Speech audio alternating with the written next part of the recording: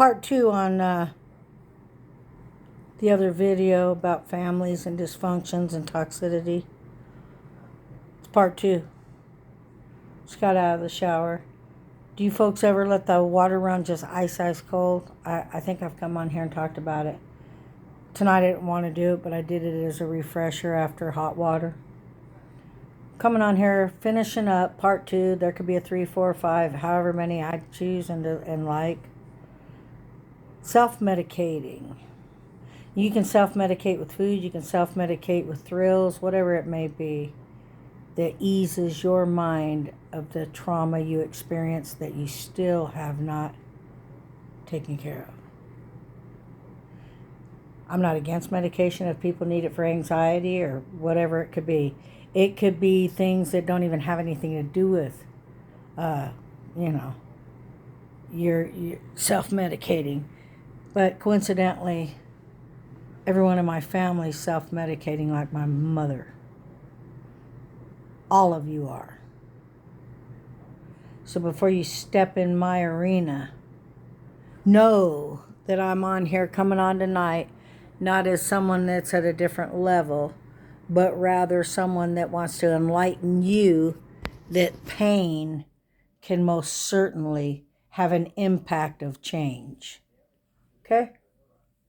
So with that in mind, I wanted to come back on here tonight and finish up my my video on dysfunctional, toxic families. Now, when I first came on, if anyone needed or wanted to know or were curious about it, the family members in my family, they don't all talk, but not me. In other words, there's 5 of us, and I'm the 5th one. Well, there's one that's passed away that was my brother's twin as well. But he died at birth, but I am going to count him.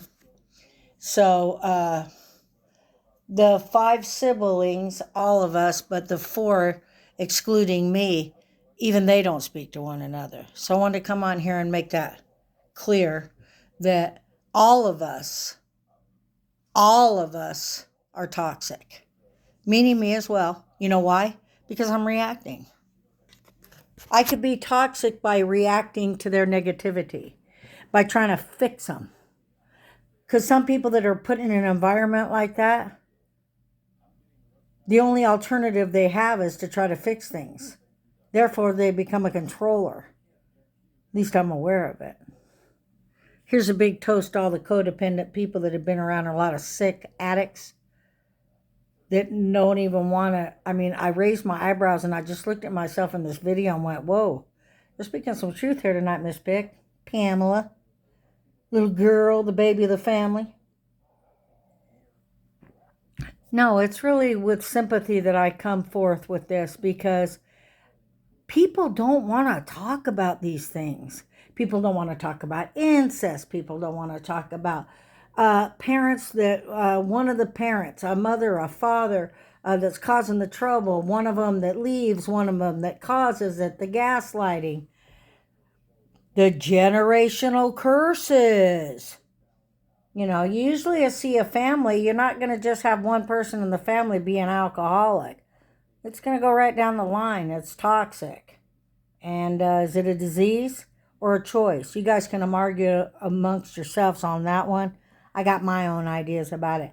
What I'm coming to you tonight is refreshing you on people that are in families that self-medicate rather than face what they've done. Calm down, find some alternatives for sleep, okay, and deal with it. You know, I've had to deal with a lot of things in my life. So what? I paint. So what? You know, I'm trying to find my way out on a natural high to alleviate the stress of being around addicts. To me, addicts do have a disease.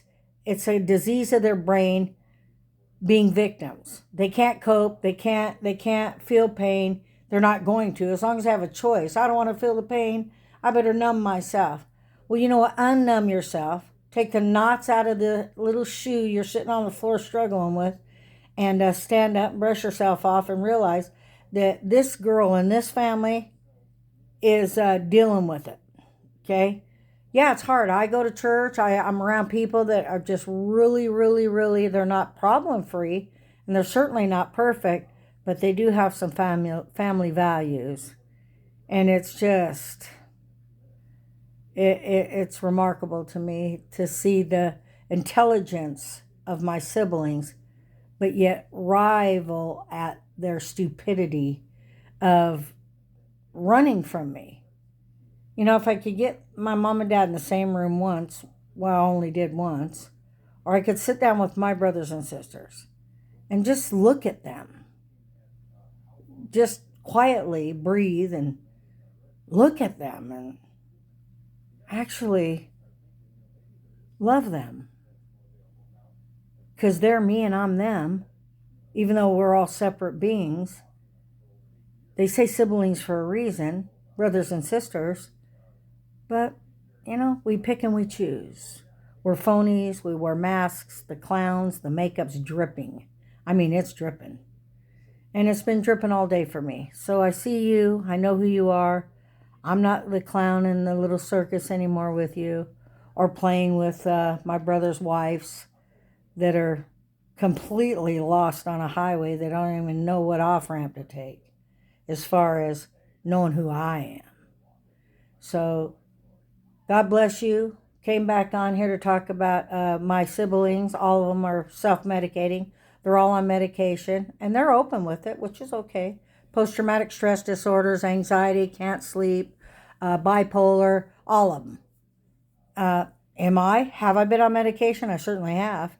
Do I do well without it? I most definitely do. If I watch myself, stay away from toxic people, stay away from addicts, stay away from people that blame, criticize, and the rest of it. If you want to have a real conversation, we can, But if you're going to sit there and just, define me or try to, put me in a little box, it's possibly going to be at your expense, because it doesn't cost money to stand up for yourself.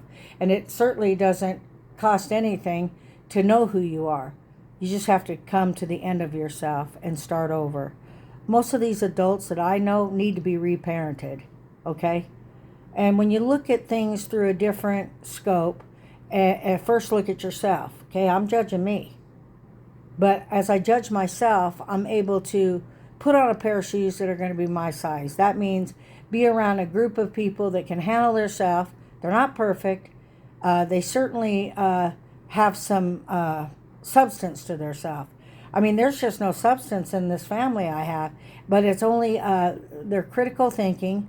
They don't know, and what they used to think somebody could be, or maybe still is, isn't. You're looking at me.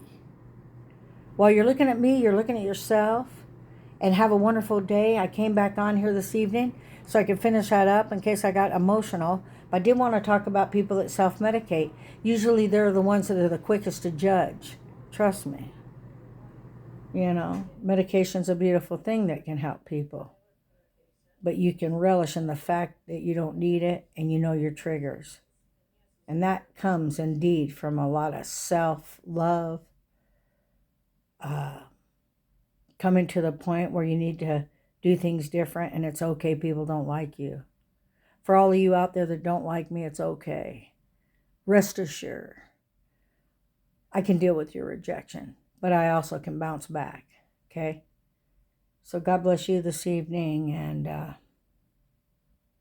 enjoy life, will you?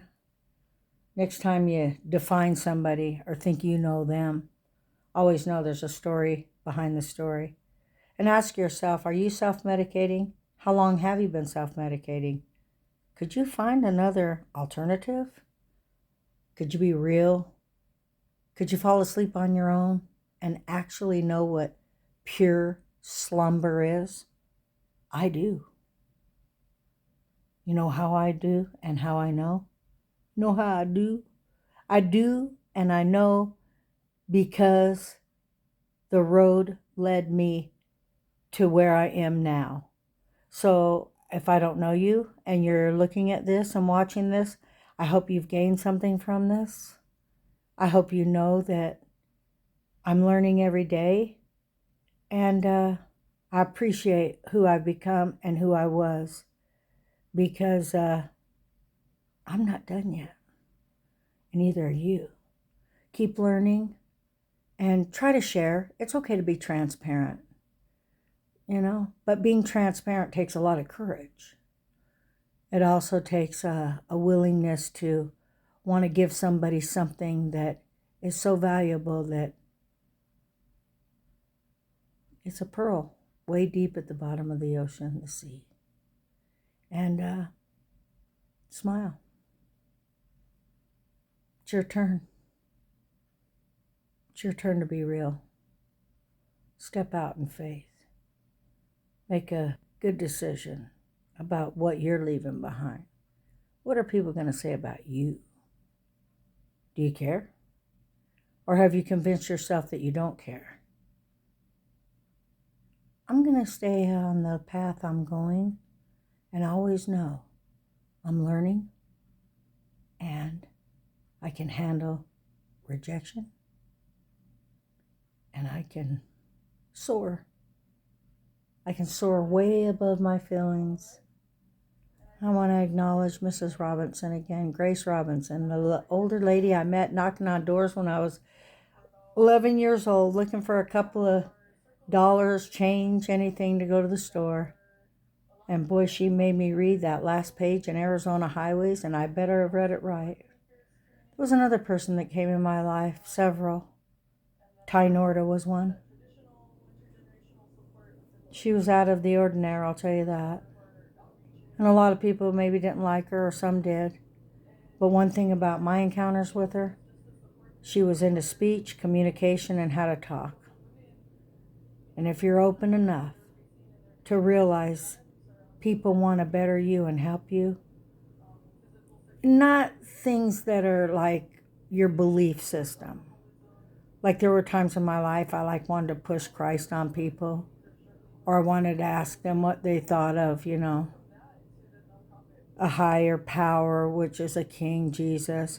I've learned that those are personal things, that death is personal, and what you perceive is different than what I perceive, and I must respect that. But we have to respect one another, but yet at the same time hold true to what's dear to us.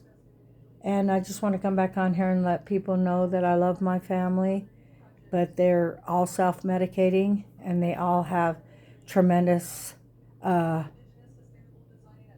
attributes of my mother's way of dealing with things. So the very person that they don't like, they actually have become. So we have to be careful of that, okay? Before we judge someone and we want to run from them, we actually are more like them than we are willing to admit. So it's Pamela coming on here again saying, peace, have a wonderful night, shalom, and yeah, try to be real, will you? Even if it hurts.